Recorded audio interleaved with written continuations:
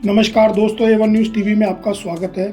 आज हम कल के लोकसभा चुनावों के नतीजों को लेकर जो चर्चा करने जा रहे हैं, इसमें आज जिन राज्यों के ऊपर हम चर्चा करेंगे, इन राज्यों के ऊपर एग्जिट पोल में बहुत ज़्यादा विस्तार से जिस तरीके से बताया गया उसके उलट हमारा विचार है।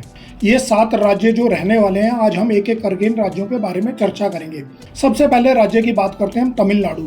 तमिलनाडु में भाजपा जो है, जो एग्जिट पोल के नतीजे हैं वो 1 या 2 सीट की दिखा रहे हैं, किंतु मेरा अपना आंकलन है कि भाजपा जो है तमिलनाडु में, जब से अन्नामलाई को इन्होंने प्रदेश अध्यक्ष बनाया, तब से मैं कह रहा हूं कि भाजपा तमिलनाडु में कुछ बड़ा करने वाली है। मेरा अनुमान है कि भाजपा इन चुनावों में 5 से अधिक सीटें तमिलनाडु में अपने एनडीए गठबंधन के साथ ला सकती है। दूसरा राज्य है केरल। केरल में भी भाजपा जो है पहली बार कुछ बड़ा कर सकती है। 2 भी हो सकते हैं और 5 सीटें भी हो सकती हैं। जो तीसरा बड़ा राज्य मैं कहने जा रहा हूँ, उस राज्य का नाम है आंध्र प्रदेश। आंध्र प्रदेश में एनडीए यानी भाजपा और इसके सहयोगी दल बहुत बड़ी सीटें ला सकते हैं, ऐसा हमारा अनुमान है। चौथा राज्य है तेलंगाना।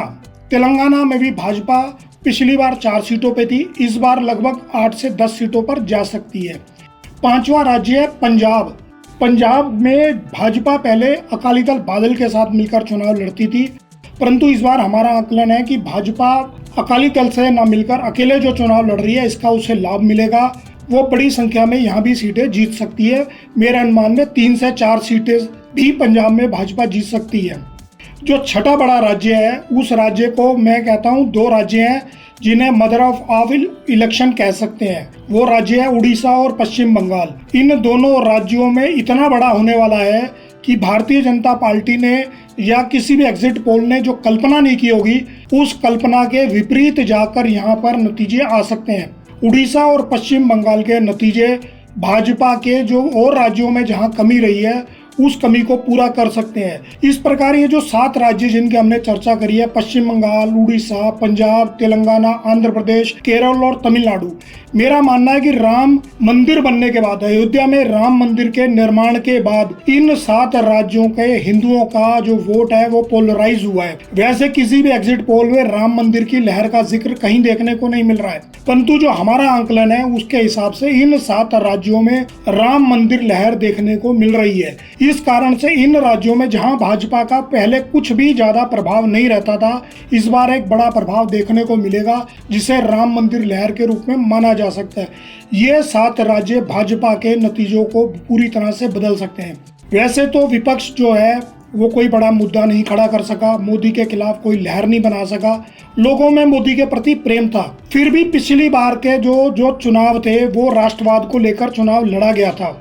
उस प्रकार की कोई लहर इस बार के चुनाव में नहीं थी, क्योंकि पिछली बार जो भारत ने जो पाकिस्तान के ऊपर सर्जिकल स्ट्राइक की थी, उसको लेकर एक भारतीय भावनाएं बड़ी अलग थी। इस प्रकार की कोई ऐसी भावना देखने को नहीं मिल रही थी। परंतु फिर भी एनडीए कोई बड़ी जीत तो नहीं कर रहा, परंतु बीजेपी का मेरा मानना है कि 300 से अधिक सीटें मिलेंगी और एनडीए जो है वो 325 से 350 सीटें जीत सकती है। उन सीटों के जीतने के पीछे जो सबसे बड़ा कारण हमारा मानने का है, वो ये 7 राज्य हैं जहाँ पर देखा जाए तो राम मंदिर का असर आप लोगों को महसूस होगा। और ये हमारा आकलन सही है या गलत, आप अपनी राय विचार जरूर दें।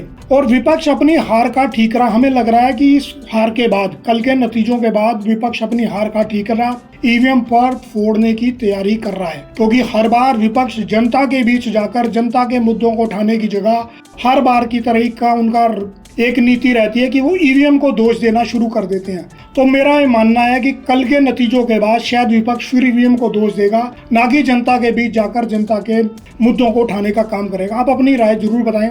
आज की बात यहीं समाप्त करते हैं। बहुत बहुत धन्यवाद।